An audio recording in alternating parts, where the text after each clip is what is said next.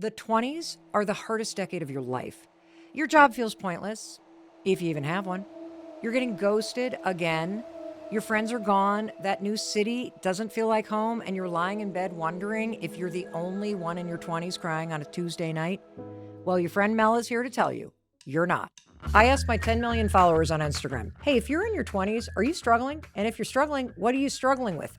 Thousands of responses. How do I end the relationship and move to a new city? How do I start over on my own? How do I know what to prioritize in my life? My job, dating, friends, having fun? Will I ever find my person? I poured over them. You're terrified you're falling behind. You're so obsessed with making the right decision, you can't make any decision at all. You'll never figure out what you're meant to do or who you're meant to be.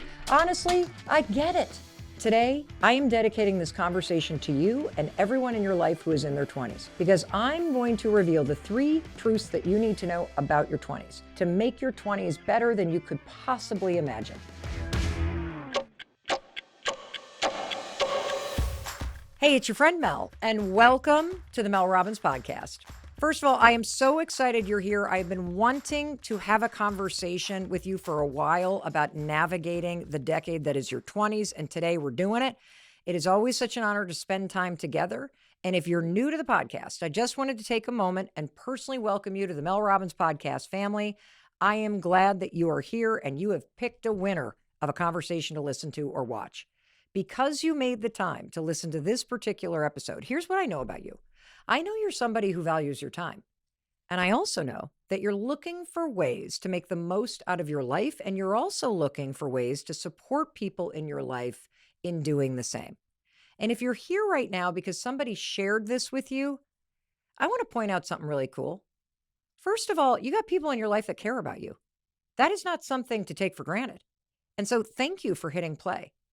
And secondly, if you're here right now because they shared it with you, it probably means one of 2 things. You're either in your 20s right now, so you're definitely in the right place. There is nothing more important that you could spend your time listening to or watching right now. Or you're here because you have somebody in your life who is in their 20s. Again, you're in the right place. And what you're going to hear today is really going to help you understand what the 20-year-olds in your life are facing, because it is way different from what you and I were facing when we were in our 20s. And maybe your 20-something is the person who sent this to you, because there's a lot of us parents and aunts and uncles and grandparents and older siblings who need a wake-up call about how different life is right now for anyone who is in their 20s. And we need to show up differently to support the people that we care about in navigating this extremely challenging decade. So thank you for being here. Thank you for sharing this with people that you care about, and thank you for hitting play, because this is a really important conversation for you and I to be having. I have so much I want to share with you that's really going to help you. And so let me start with a fact that I need to say loud and clear. Feeling lost in your 20s is normal. Let's say it again. Feeling lost in your 20s is normal.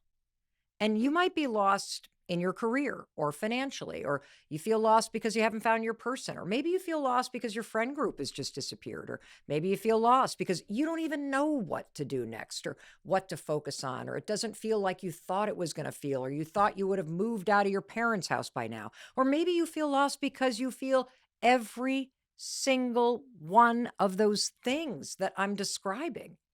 So let me share some good news. By the time you're done listening or watching today, you're going to feel better.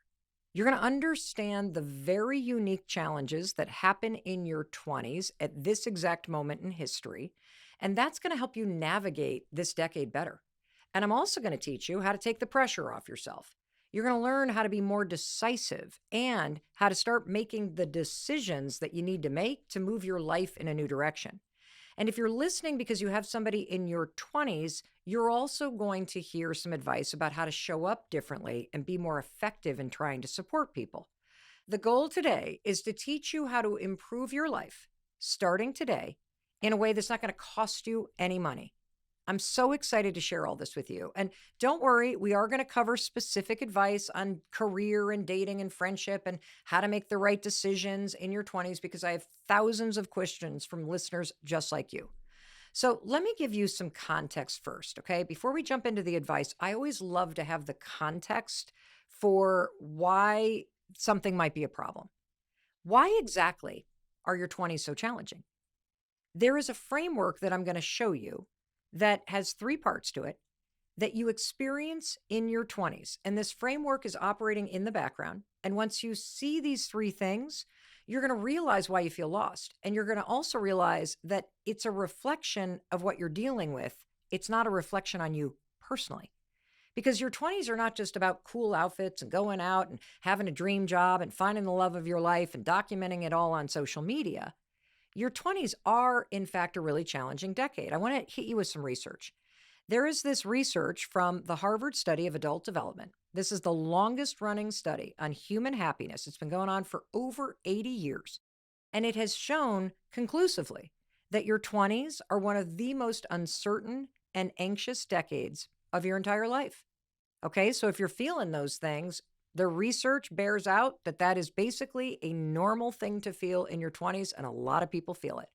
And the reason why your 20s are one of the most uncertain and anxious decades of your life comes down to these three major changes that happen in your 20s that no one sees coming, no one is talking about it. And if you don't know about these three things, these three major changes that are happening, you're always going to feel lost and you will always blame yourself. And it's not your fault that your 20s are bumpy. The reason that your 20s are so challenging and bumpy and turbulent is because of these three changes. And we're going to talk about them one by one right now. Okay. So change number one, the great scattering. This is the first reason why everyone feels lost in their 20s. It's something that I call the great scattering. Now, this is a term that I've created to describe a phenomenon that happens to every human being in their 20s. And I first wrote about this phenomenon in the Let Them Theory book that I co-authored with my 26-year-old daughter, Sawyer. And I want to read to you from page 158 of the Let Them Theory book, where I first wrote about this theory I have called the great scattering. Here we go. When you were little, you and your friends and your classmates felt like a team. You were moving through life at the exact same pace and in the exact same place. From kindergarten to high school, you and your friends had the same daily routine. You rode the same buses, you read the same books, and you learned the same subjects in school. You saw everyone your age all the time, in class, in halls, on the sports fields, in your neighborhood. You had the same milestones, from birthdays to graduations. You had the same vacation schedule. You participated in the same clubs, activities, sports, and classes, which made you subconsciously feel like you were moving through life with a big group of people and you were a part of it, right? So for the first 20 years of your life, the school system, sports teams, college dormitories, fraternities, sororities, the school calendar, extracurricular activities, birthdays, made it so easy for you to be around people your age going through very similar experiences at the exact same time. And then, boom, you enter your 20s and into a phase of life that I call the great scattering. Here's what the great scattering looks like. High school or college ends, and all of your friends scatter in different directions.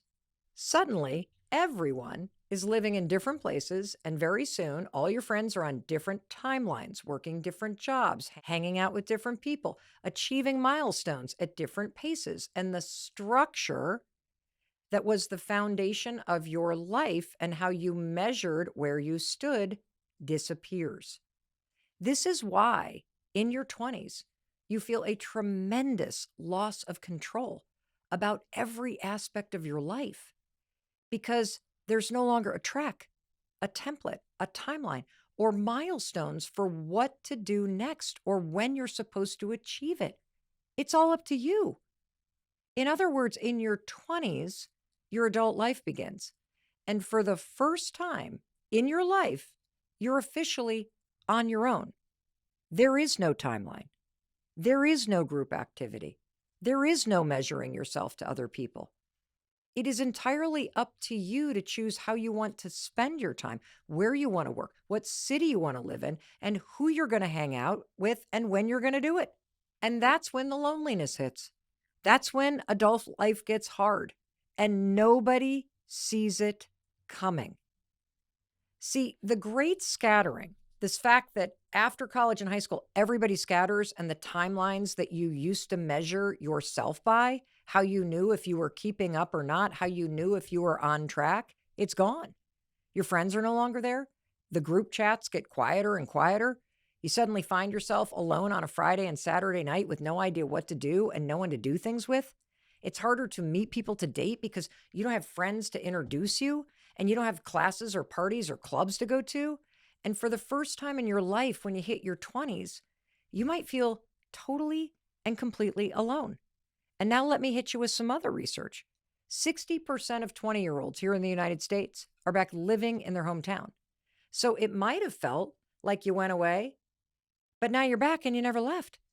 And on top of that, here's what's different about being in your 20s today than it was for me: hybrid work. Hybrid work has made it so confusing because it's challenging to create close work relationships with people that you don't see in person. And so what does that mean? It means the social life that somebody my age had in their 20s, because I would go into work, I was also going out after work with my colleagues. Well, that doesn't exist for you.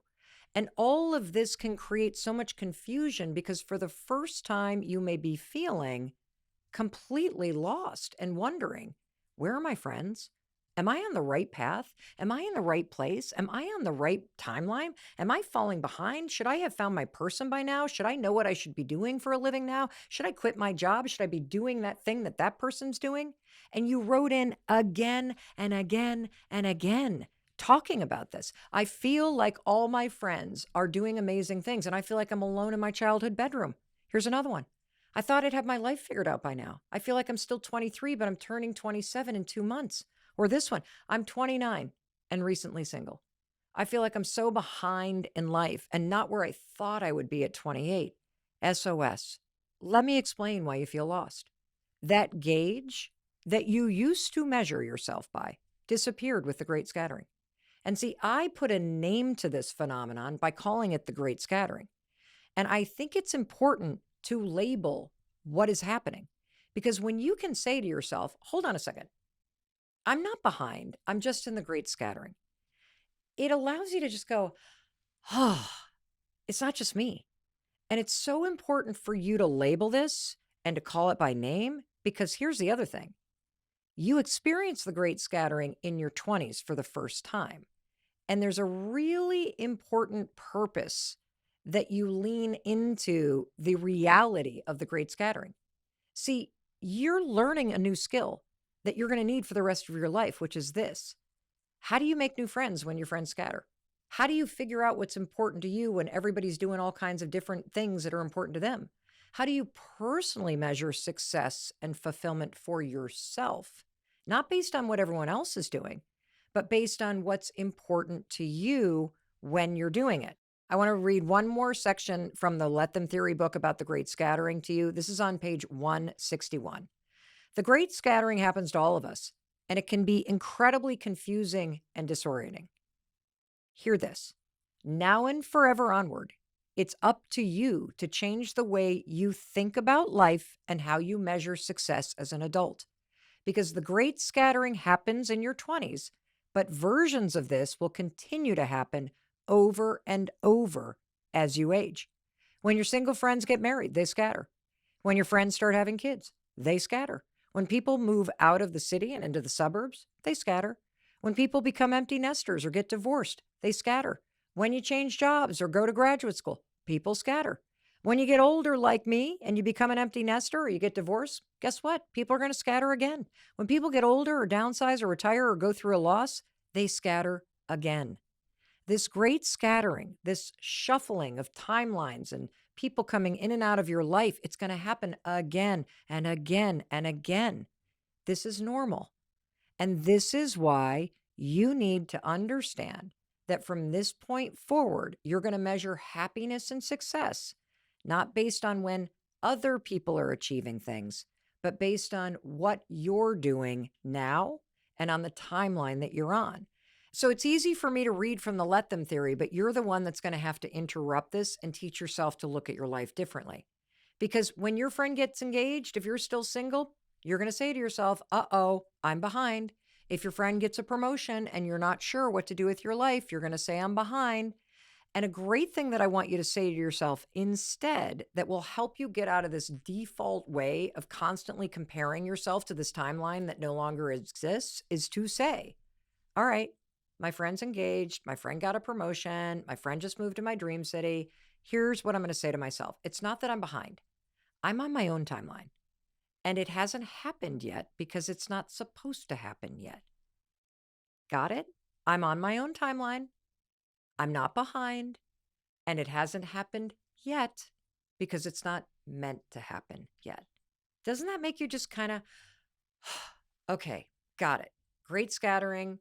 There's no timeline. I'm on my own timeline. And the things that I want that my friends are getting, that's great for them. And if it hasn't happened yet for me, that doesn't mean it's not going to. It just means it hasn't happened yet. Got it. Now let's talk about the second thing that happens in your 20s that nobody is talking about and you need to be aware of. And that is there's so much possibility, you're paralyzed by it. The fact is, you have so many choices of what you could do with your life. And more importantly, they're all thrown in your face all day long on social media. This is something that came up over and over and over again in all of the responses that you sent in. Questions like, what is it that I want to do with my life? I feel like I want to do so much, but I don't know how to pick. How should I know what I really want to do with my life when there are so many options? It costs a lot of money to do all the things you dream of achieving in your 20s. How do I prioritize? I don't know what to prioritize. I really struggle with the balance of wanting to have fun, but also trying to build a career. What's interesting is that my 20s were not like that. And for those of you that are not in your 20s now, but you're a little bit older, your 20s weren't like this either. I mean, I didn't have a clue what anyone else was doing. I didn't know what people's jobs were. There was no LinkedIn or Instagram or TikTok or Facebook or YouTube. All I knew when I was in my 20s, I was broke, I was in a new city, and I needed money. So what did I do? I wasn't watching what my friends were doing because I had no way to watch what they were doing. I signed up for a temp agency. My first job was so bad. You know what I did for my first job in my 20s? You want to talk about lost? I would go every day into this law firm and I sat in a windowless conference room with a bunch of other 20-somethings that were working a temp job. And for a year, I would hand stamp with these other 20-somethings who also hated their job as much as I did, who also felt lost. This is what it sounded like all day as we would hand stamp one paper after another. We would sit in there for 12 hours a day, stamping papers that were part of some big class action lawsuit. We would talk about how much we hated our lives, how stuck we felt until about 7 p.m. You want to know why 7 p.m.? Because if we stayed that late, the law firm would buy us dinner and none of us were making money. So we needed, the dinner, and it was one less thing that we had to pay for. And here's the thing. I was miserable. But I didn't know anyone who was doing anything different. I didn't have thousands of people broadcasting their amazing lives in my face. I didn't know that there were people traveling. I didn't know the expensive clothes they were buying. I didn't know the dream careers they were building or the amazing relationships that they had or the products they were putting on their face. All I had was the life I was in. The choice was either this or that. Just keep doing the same thing or do something different. And so I really want to validate this. And I feel bad for you. I mean, social media is amazing in so many ways, but one of the ways that it's making your 20s miserable is that it is revealing this infinite number of choices. Should I focus on my career? Or should I quit my job and go backpacking in another country? Oh, I don't have any money to do that, but I'm still thinking about it. Should I live it up while being single? Or should I settle down and look for my long-term partner? Should I go home more and see my parents? Or should I be present here with my friends in the city? Should I be going out every night and having fun with my friends? Or should I be staying up every night and focusing on my health? Or should I be getting up early and getting to the gym? Or should I be working on a business plan or a way to make money online? Should I start posting a day in the life videos or writing a book?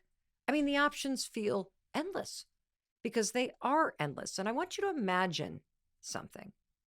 Imagine if you were to walk into a grocery store and all you had to do was buy some milk. And the entire grocery store is just all milk. There are 10,000 brands of milk. And some are displayed this way and some are displayed that way and some are cool and some are shelf stable. What one do you choose? How do you know? I mean, it's all right there in front of your face, all these different options. And what ends up happening when you have 10,000 things to choose from? Oh, you just buy the one milk brand that you always buy. Because trying to make a decision when it seems like there's a million options is so overwhelming that your brain always defaults to what you know. And this isn't just sort of a common sense thing. There's really powerful research here that is going to validate why you feel paralyzed and lost and overwhelmed in your 20s. See, there was this very famous study about making decisions and what happens when you're offered too many choices. And this study was done by researchers at Columbia and Stanford. And they discovered this concept called the paradox of choice. And here's how the experiment went. In a grocery store, you know how they give you samples and they want you to try to buy something? Well, imagine here's what the researchers did. They were going to give customers samples of jam, and then they were going to measure based on how many different samples the researchers gave the customers, how many people ended up buying jam. In one table, they had 6 jams. And when shoppers were presented with 6 jams that you could taste, 30% of the people bought a jar of jam. Now check this out. They then put out a table with 24 jars of jams. And you would think if there were more things you could sample, be more likely you would buy something, right? Wrong. 3% of people bought jam when they were offered 24 different types of jam. People were 10 times more likely to purchase jam when the number of jams was 6, not 24. Now I want you to zoom out and think about your life. This afternoon alone, based on what's going on social media, there's literally more than 24 options of how you could spend your time, which, based on the research, means you're not going to do anything. See, the more choices you think you have, the harder it is for you to make a decision. This is what's called the paradox of choice. This is why it's so hard for your brain to make a decision, because you're the very first generation that has had your brain programmed to believe there's always something better, that there's a bazillion different choices. I don't need one jam, there's 24 things. There's a better partner, a better job, a better place to live, a better body. And you see 10,000 examples every single day of people living this better life. I mean, look at the dating apps. There's 500 people you could match with in literally the next 2 minutes at your fingertips. Look at LinkedIn. There's 5,000 job options available to you. Look at your Instagram feed. There are 100 countries that you could be flying to today, and they're all in your feed. This is so important to normalize this sense of paralysis and overwhelm that you feel. There's nothing wrong with you. Your brain is struggling with the paradox of choice. I want you to hear me loud and clear and start saying that the fact that you feel paralyzed and overwhelmed in your 20s by all of the options, it means you're mentally well. The research is clear. When there's too many options, you choose nothing. And I'm so glad we're talking about this, because if you're listening and you're a parent or a grandparent or the sibling of a 20-something, and they're really like paralyzed or overwhelmed or struggling, and you've been sitting there judging them and thinking, oh, God, can't they just get it together? I mean, they have no willpower. They're lazy. Why are they not exercising? Why are they not updating their resume? I want you to recognize that there's something so much bigger going on in the world. It's a different world than the world that you and I were dealing with in our 20s. Stop saying that they aren't motivated. And let's be accurate. They're struggling with the paradox of choice. Okay? They're overwhelmed. That's why it's hard to make a decision. That's why it's hard to move yourself forward. Everybody wants to thrive. Everybody wants their life to move forward. Everybody wants to have a great job and a great social life, and they want to take better care of themselves, including the 20-year-old that you're worried about that seems like, oh, they're so unmotivated. They just sit there. And I want you and I to recognize this, because if you're sitting there barking orders and to-dos at your 20-somethings, get a job, get a boyfriend, when are you going to get married? Why not just go back to school? Fill out the application, get up earlier. You got to stick to a budget. You're actually making it worse. What every 20-year-old needs right now is someone to sit down with them and say, it's very overwhelming to be your age in a world where there's endless options. It's normal to feel paralyzed and overwhelmed by all of the things in front of you. How can I support you? Have you thought about what you'd like to be doing in the next year? What can we work on together to help you actually put the ball in play? So the takeaway here is really important. Your 20 something in your life is dealing with a different reality than you and I did. They're struggling with the paradox of choice. They're capable of doing what needs to get done. That's why you're frustrated with them. But you and I need to recognize that this is a human being that's overwhelmed by all the possibilities. And even though they're an adult, they still need your support and decisiveness to push through this paradox of choice. Because even though you and I figured it out in our 20s, it's not the same thing as what 20-year-olds are experiencing today. So can we agree to stop with the judgment and have some compassion and offer support? Because this isn't easy. And we're meant to be doing life together. And in just a minute, I'm going to give you in your 20s some tools to help you be more decisive. But in the meantime, how about you ask for the support? How about you share this episode with the people in your life that are barking orders at you so that I can help them understand what's actually going on? And how about you ask somebody to sit down and help you or sit with you as you work on your resume, or you apply for those jobs, or you do the things that you know you need to do, but you just feel too paralyzed to do them?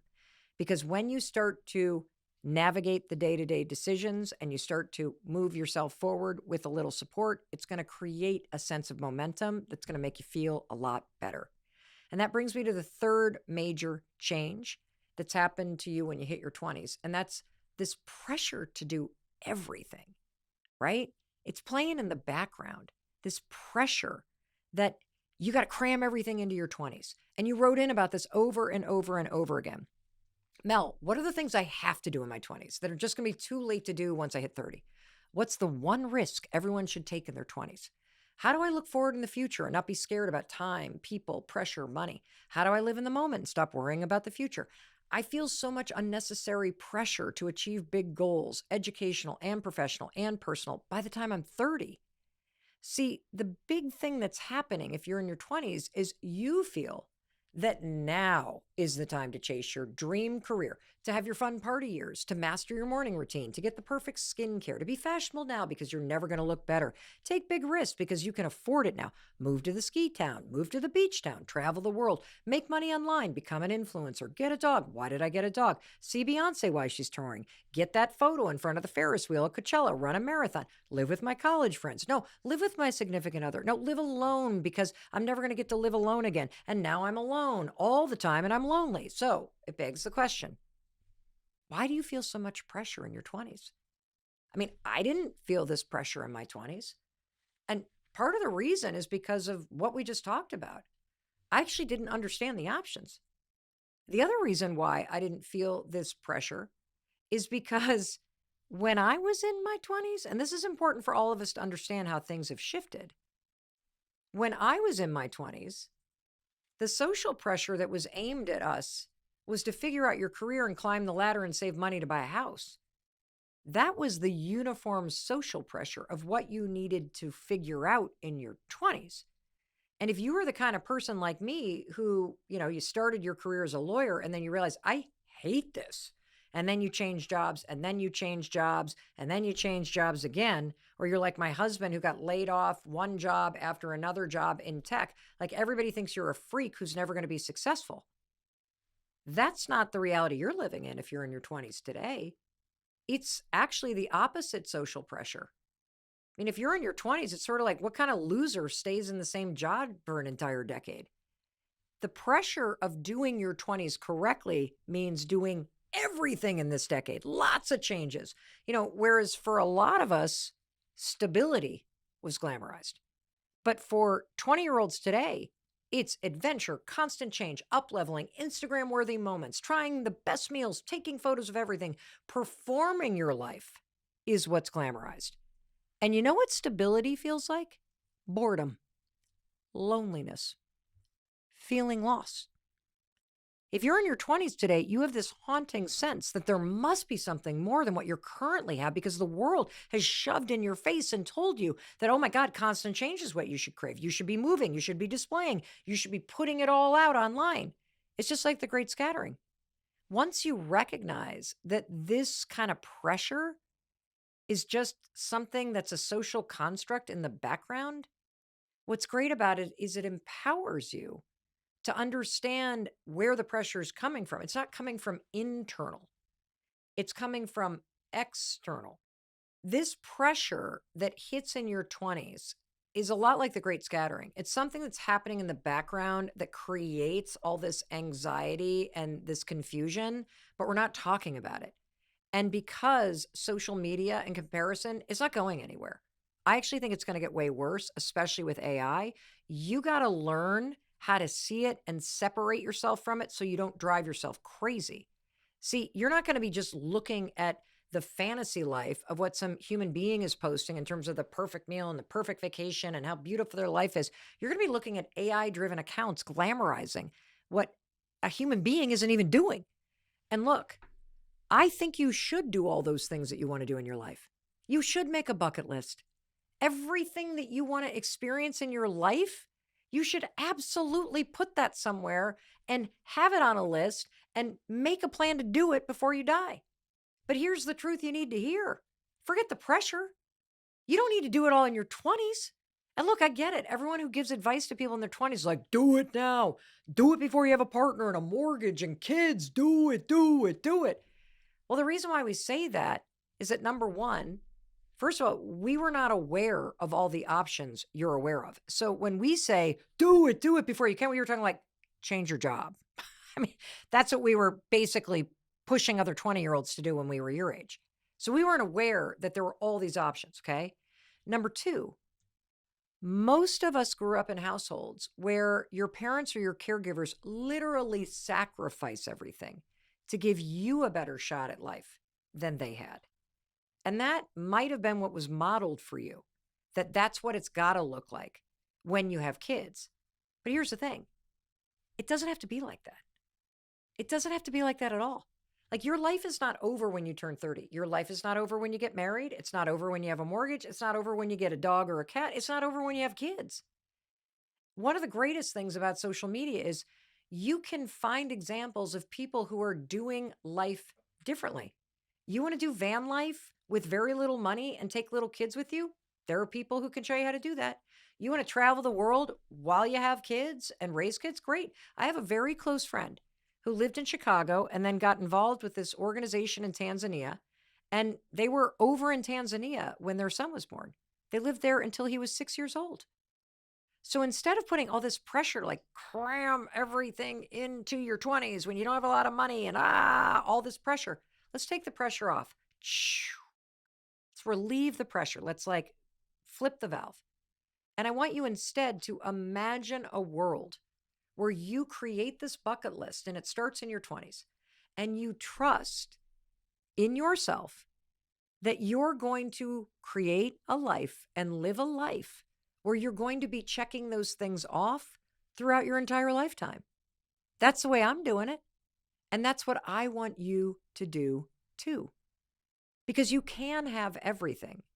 You just can't have it all at once at the same time. And there's no reason to cram it into your 20s. And that brings me to the 3 truths I want to tell you that are really going to help you in your 20s where you are right now. And truth number 1, I've already hinted at. You don't have to do it all in your 20s. In fact, I don't want you to do it all in your 20s. Why would you do everything you've ever dreamt of just in that part of your life? Your 20s is just 1/8 of your life. Why do you want to do absolutely everything amazing in just one small part of your life? Forget that. Let's like blow it out and start creating the list. Start dreaming out. Write down everything you want to do and don't hold back. Every time you're inspired, add it to the list. If you're a notes person, put it in the phone. If you love creating those little folders on social media where you save all those posts, that's the way that I do it.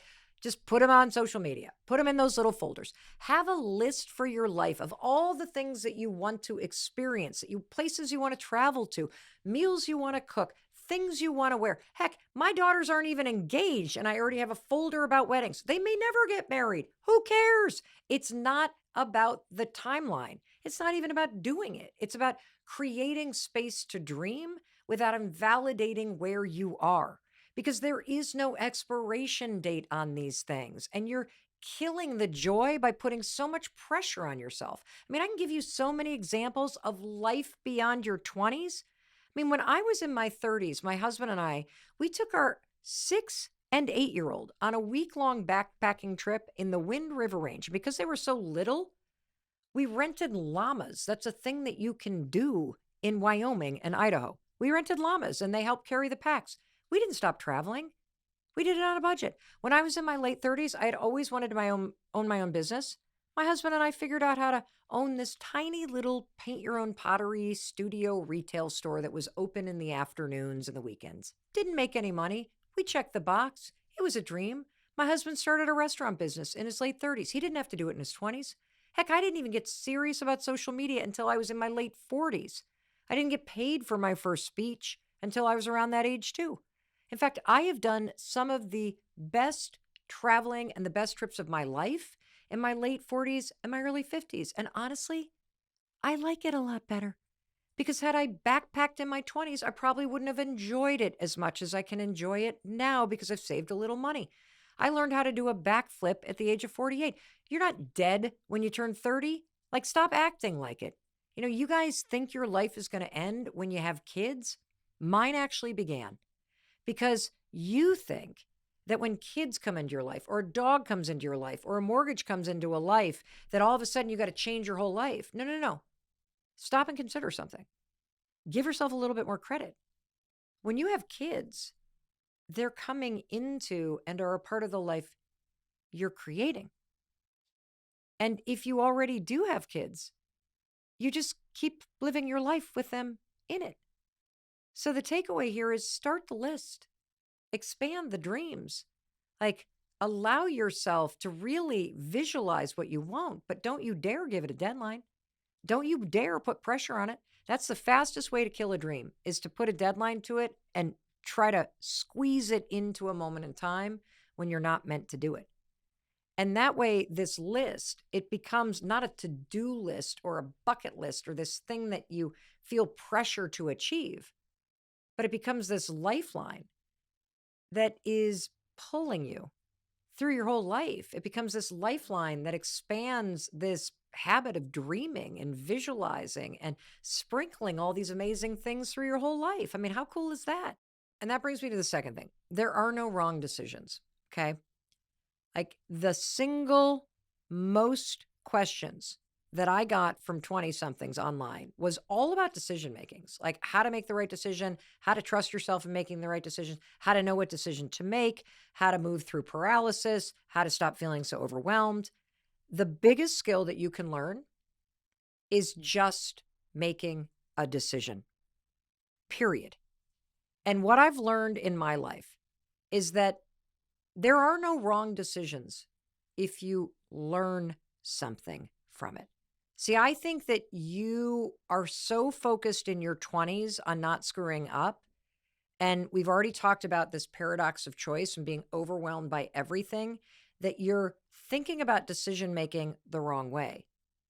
You keep thinking that you have to make the right decision. In your 20s, I'm going to tell you, you need to learn how to make a decision. One listener wrote in, Mel, I obsess over making the right decisions versus letting it flow. In your 20s, you have to learn not how to make the right decision, but how to make a decision. Another listener said that the hardest part of their 20s is, quote, constantly stressing that you're always making the right decision when it comes to where you live, your job, your partner, the list goes on. Another listener wrote in, I'm always making the wrong decisions with my career, with my friendship, with my relationships. Well, first of all, no, you're not. No, you're not. You're not making the wrong decisions with your career, your friendship, your relationship. Because here's the thing I'm going to keep saying. I want you to stop thinking about making the wrong decision or the right decision, and I want you to learn how to make a decision and learn from it. Because I personally have realized that the way that I've figured out my life is by making decisions. And oftentimes I figure out what I need to be doing or what I want to be doing by making the wrong decision. I learn more from the bad decisions because they feel a certain way, right? I mean, let's just take my career, for example. If you're sitting there obsessed because you're like, I got to make the right decision, I got to get the right job. No, you need a job. I have changed my career so many times, and it's how I figured out what I wanted to do. I mean, let's just start right out of law school. I was a public defender in New York City. Then, when my husband and I moved to Boston for him to go to business school, I was a lawyer in a large law firm. Hated that job. Then I worked for 2 tech startups. The second one I was fired from. Then I jumped to a business development role at an advertising agency, which I was also terrible at. I didn't like that job either. Was that the wrong decision? No, it was the right decision because I had to pay my bills. And while I was in that job, which I didn't like, I started training with somebody at MIT to become a life and small business coach. When I was starting my coaching business, we did that little retail store and I became a radio host. I tried hosting a reality TV show that got canceled. Then I hosted another reality TV show. Then I tried out for another radio show. Then I got hired by CNN. Then I started speaking about the 5-second rule. And then businesses started to hire me. And then I became a motivational speaker. And then I became an author. And then I hosted a daytime talk show, which I got canceled, which is another version of getting fired. Then I started this podcast. Every single one of those jobs, were they the right decision or the wrong decision if I got fired? I'll tell you what, they were the right decision. Even the jobs I got fired from, even the jobs I hated.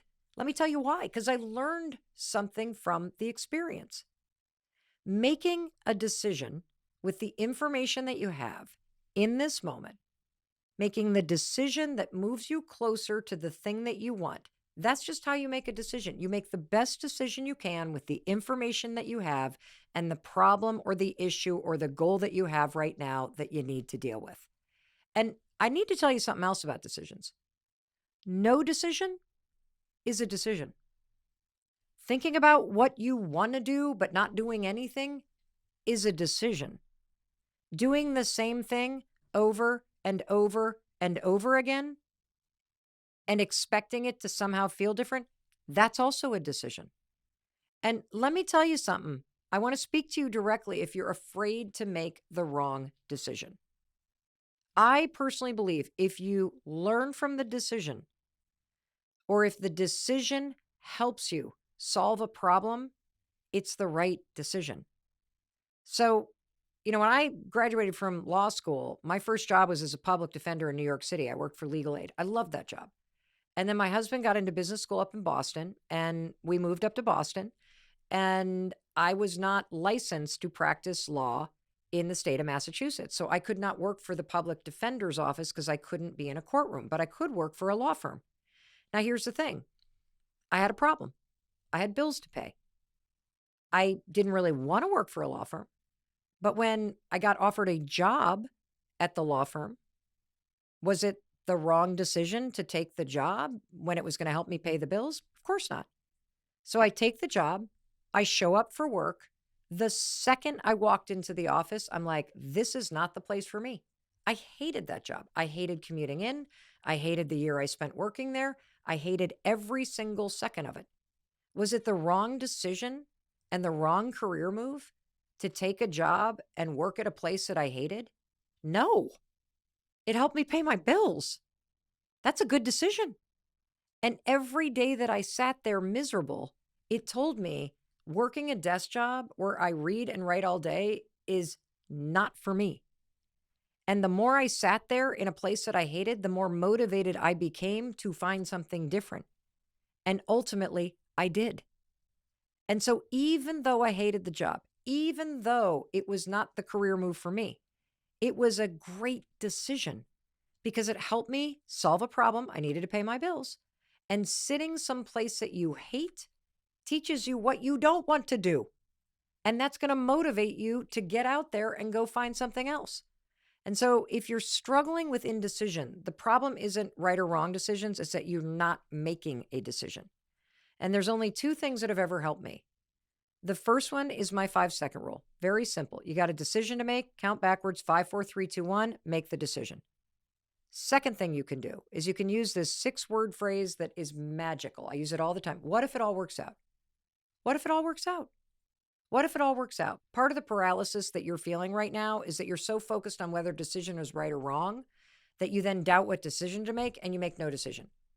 When you ask yourself, what if it all works out? you're doubling down on your ability to figure it out regardless of what decision you make. So make the damn decision. And that brings me to the third truth about being lost in your 20s. If you feel lost right now, I want you to commit to a 1-month project. And here's what you're going to do. Pick the one thing that's making you feel the most stuck, the most sad, the most off course in your life right now. Is it what you do every day at work? Is it that you don't go to work? Is it that you don't see your friends, or that you're super lonely and you've started to disengage? Is it that you spend too much time watching everybody else and you've lost touch with what you actually want in your life? Is it that you can't make the ends meet, but you can't force yourself to get a second job and instead you keep thrifting and fast fashion shopping? Pick it. The one thing about your life right now in your 20s that makes your stomach drop when you even think about it. Are you tired of living with your parents? Then maybe you need a second job. Now, here's what's going to come next when you pick the one thing about your life that you hate the most. See, right now, you keep telling yourself, oh, it's not that bad. You got to stop pretending it's going to magically fix itself. You got to stop numbing out, zoning out, checking out, and you need to pay attention. Because that one thing that's making you miserable, that makes you sad, it's the signal. It's the red flashing light. It's the part of your life that is begging for your attention. Not because you're failing, but because something real in you is ready to change. And you don't need a 5-step plan. You just need to stop looking away and start showing up and change that one thing. For 1 month, that's all I'm asking you to do.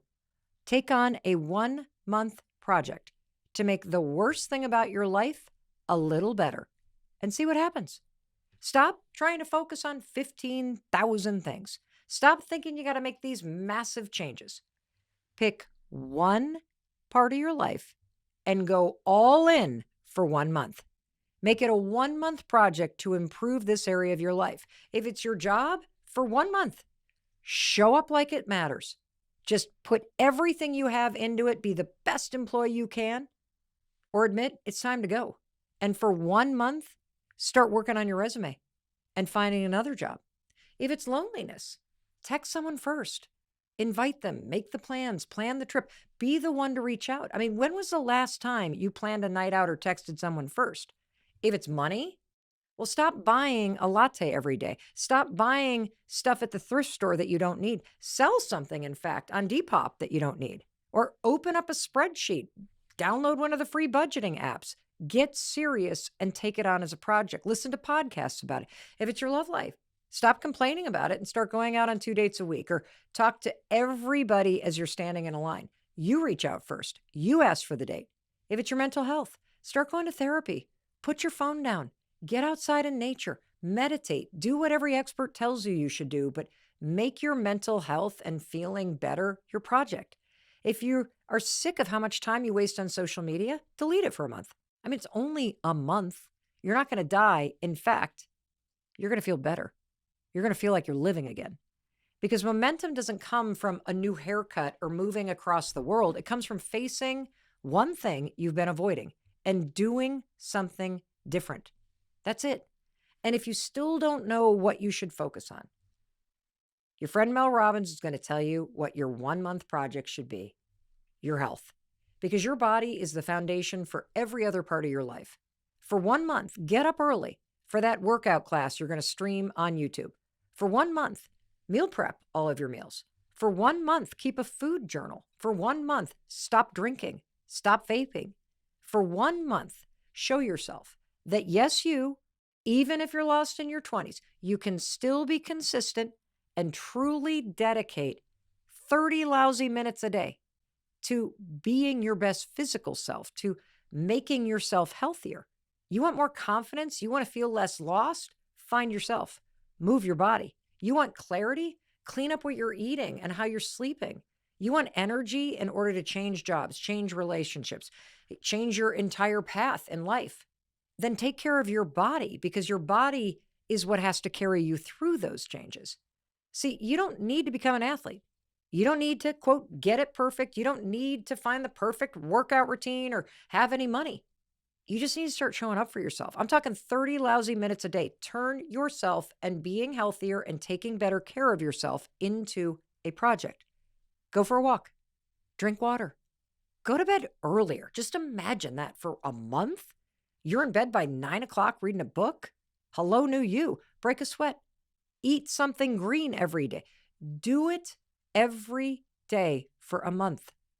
You'll not only feel different, you'll be different.